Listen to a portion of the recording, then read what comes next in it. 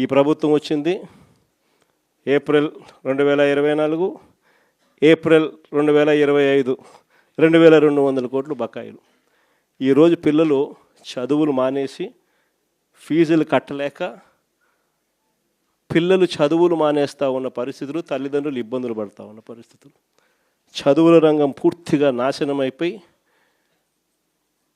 ఆంధ్ర రాష్ట్రంలో చదవాలి అని అంటే అప్పుల పాలయ్యే పరిస్థితులకి ఈరోజు రాష్ట్రంలో మన పిల్లలు కనపడతా ఉన్నారు.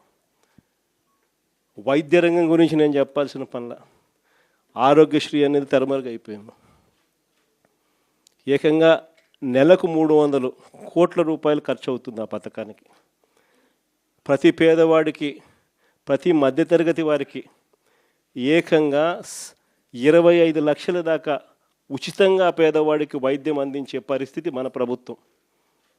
3300 ప్రొసీజర్లకు విస్తరించి 25 లక్షల దాకా ఉచితంగా పేదవాడికి వైద్యం అందిస్తూ, పేద మధ్యతరగతి వారికి వైద్యం అందిస్తూ మన ప్రభుత్వ హయాంలో ఆరోగ్యశ్రీని నాన్న ఈ లెవెల్లోకి తీసుకొస్తే మనం ఈ లెవెల్లోకి తీసుకుని పోయి నడిపించినాం. ఈ రోజుకి దాదాపుగా 20 నెలలు, 20 నెలలు ఇంటూ 300 కోట్లు అంటే దాదాపుగా 6000 కోట్లు. ఈ రోజుకి కూడా బకాయిలు ఎంత ఉన్నాయనంటే 4000 కోట్లు పైచులకు ఈ రోజుకి కూడా బకాయిలు. నెట్వర్క్ హాస్పిటళ్ళు బోర్డులు తిప్పేశాయి, పేషెంట్లను మేము చూడము అని చెప్పేస్తూ ఉన్నారు. ఈరోజు ఆరోగ్యశ్రీ అనేది హాస్పిటల్లో కనపడని పరిస్థితుల్లోకి చంద్రబాబు నాయుడు ప్రభుత్వంలో జరుగుతూ ఉంది. 104, 108 మన ప్రభుత్వ హయాంలో కోవిడ్ టైంలో కూడా ఫ్లాగ్ చేసి 104, 108 వెహికల్ మొత్తం పంపించి కొత్త వెహికల్స్ తీసుకొని వచ్చి ప్రతి మండలానికి పంపించిన కార్యక్రమం మందైతే ఇప్పుడు ఆ వెహికల్స్ అన్నీ కూడా పడకేసినాయి. తెలుగుదేశం పార్టీకి సంబంధించిన డాక్టర్ లివింగ్ హెడ్ అంటే ఎవడో కేవలం 5 కోట్ల రూపాయలు కూడా లేనోడు 104, 108 వాహనాలు కాంట్రాక్ట్ ఇచ్చినారు. పూర్తిగా బండ్లన్నీ పడుకున్నాయి, స్కాములు చేసినారు. పూర్తిగా బండ్లు రాక ఈరోజు 104, 108కి ఫోన్ చేస్తే 2 గంటల తర్వాత వస్తామని చెప్తున్నారు. 108కి ఫోన్ చేస్తే ఆరోగ్యశ్రీ అన్నది పూర్తిగా పడకేసింది. వైద్యం అన్నది పేదవాడికి అందకుండా పోయే పరిస్థితిలోకి వచ్చింది. గవర్నమెంట్ ల్యాండు, గవర్నమెంట్ బిల్డింగులు, పనిచేసే స్టాఫ్ గవర్నమెంట్ స్టాఫ్, జీతాలు ఇచ్చేది గవర్నమెంటు, స్కాములు చేస్తూ ప్రైవేట్ వాళ్ళకి ఇస్తున్నాడు. ఉట్టి జీతాలకే ఆ మెడికల్ కాలేజీలలో సంవత్సరానికి నెలకు 5 కోట్ల రూపాయలు ఒక్కొక్క కాలేజీలో అవుతుంది. సంవత్సరానికి 60 కోట్లు, 2 ఏళ్ళకు 120 కోట్లు గవర్నమెంట్ మెడికల్ కాలేజు ప్రైవేట్ వాళ్ళకి ఇచ్చి చంద్రబాబు నాయుడు 120 కోట్లు వాళ్ళకి ఎన్నికిస్తాడంట.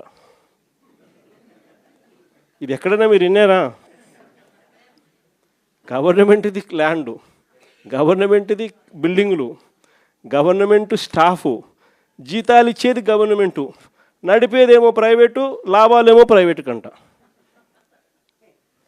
ఇట్లాంటి దారుణమైన స్కాములు చేస్తే మేము అధికారంలోకి వచ్చినాక 2 నెలల్లో బొక్కలు వేస్తానని చెప్పిన.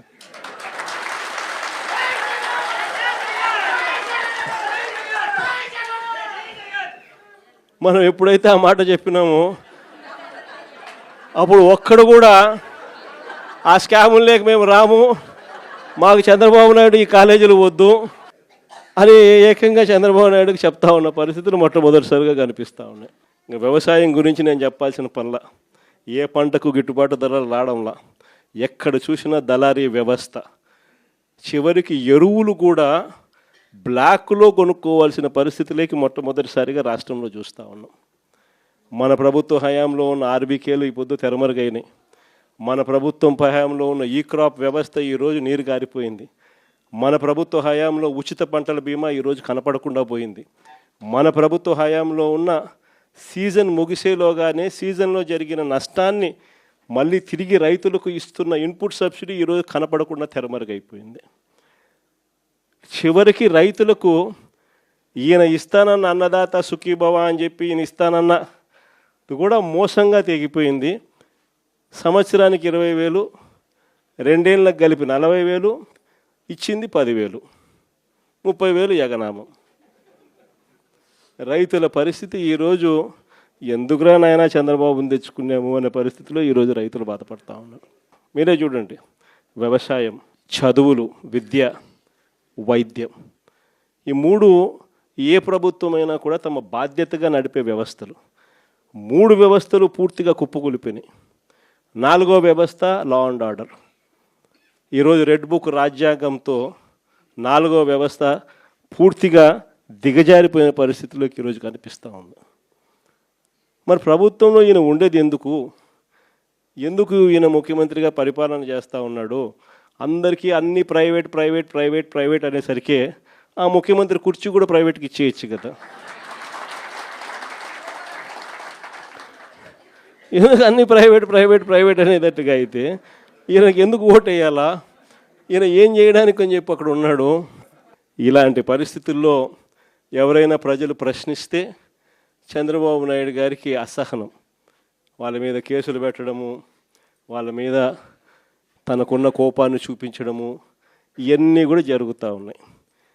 ఇలాంటి పరిస్థితుల మధ్య నిజంగా వైఎస్ఆర్ కాంగ్రెస్ పార్టీ ప్రజలకు తోడుగా నిలబడే కార్యక్రమం చేస్తూ ఉంది.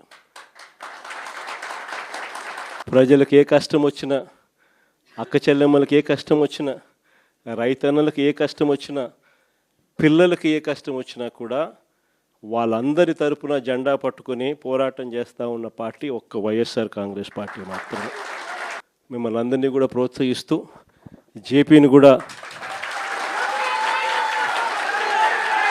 జేపీకి కూడా మీ అందరి సహాయ సహకారాలు కావాలి. అందుకనే జేపీని కూడా తీసుకొని వచ్చి బాధ్యతలు అప్పచెప్పినాం. జేపీకి కూడా